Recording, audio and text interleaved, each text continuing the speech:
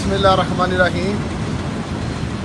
अल्लाह ताला कुरान पाक में कहता है कि आप नबी की सुन्नत पे चलें, आप जुल्म के ख़िलाफ़ खड़े हो, अदालतें हमें इंसाफ नहीं दे रही, तो तमाम पाकिस्तानियों को, सारी कौम को हमें रोडों पे आना होगा पुरअमन एहतजाज के लिए। इसके अलावा हमारे पास कोई ऑप्शन नहीं है। हम जितनी लेट करेंगे उतनी ज़्यादा कुर्बानियाँ देनी पड़ेगी। तो इंसाफ के लिए, हक़ के लिए आपको कुर्बानी देनी पड़े तो मेरे ख्याल में ज़रूर देनी चाहिए।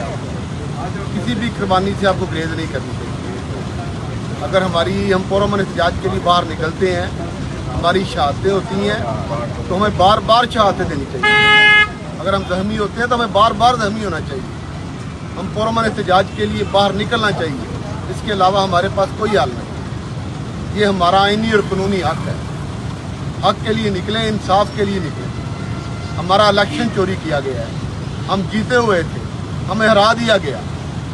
तो सबसे पहले जिस मुल्क में इंसाफ ना हो वो कभी मुल्क तरक्की नहीं कर सकता।